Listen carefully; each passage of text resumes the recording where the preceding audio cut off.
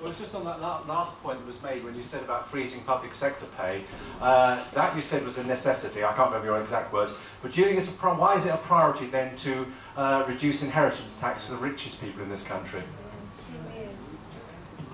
A lot's been made of this for the richest people in the country, all the rest of that. But it's about lives, about people. We have the baby boomer generation now who have wandered into massive house prices. Who you know, you bought your house at £60,000. Next thing you know, it's worth 2, 3, 4 million because of where it is and because of the low demand.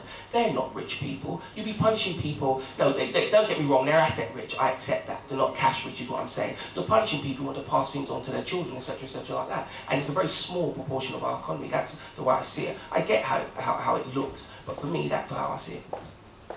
Merlin, do you want to jump in on this? Yeah, on inheritance tax and raising it to 1 million or 2 million if you favour married couples, it's just extraordinary because we ordinary people are supposed to make all these sacrifices and then the top 6% are getting away.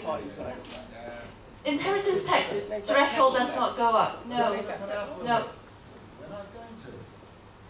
It was not our party policy. But what actually happens in reality, and I was a solicitor and I do know that, is a lot of people do have these discretionary trusts anyway and they don't pay any tax.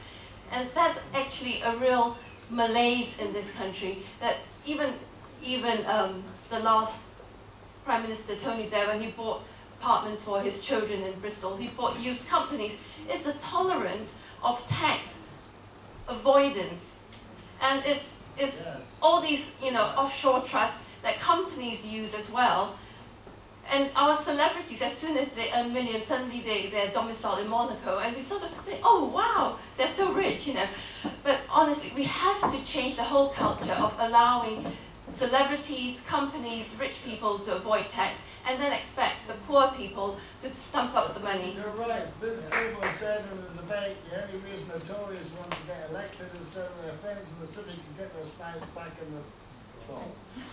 Well, it's their friends in the city who are funding candidates like Shaun. We all know about Lord Ashcroft and the non-doms. Well, there's a woman called Caroline Nash, who's an investment banker, and her husband's a major funder of the right wing of the Tory party. And over the last 2.5 years, Shaun, she's given you £50,000. So you're £50,000 in hop to one banker. How can we trust you if you get elected to represent the interests of ordinary people against bankers when they're bankrolling your campaign, which is probably the most expensive campaign of any individual candidate that's ever been run in this country?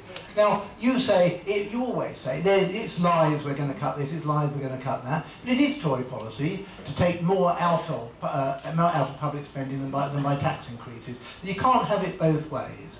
And if you look at what the IFS has done in looking at the amounts you say you will save through tax credits and Sure Start, 1 in 5 Sure Start centres will close, and people on moderate incomes will lose their tax credits. And both of your parties actually have said you'll cut child trust funds, which is what gives particularly poorer children a start in life by investing money from the time that they are born.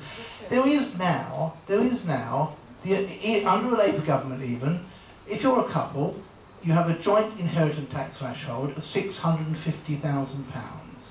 Now, even in somewhere like West London, where house prices are very high, I think, maybe I'm being unreasonable, that's enough. But the #1 tax priority for the Conservative Party is to increase that to £2 million. I don't think I have to say anything else. That shows the Conservative Party is exactly what we knew it as under Margaret Thatcher.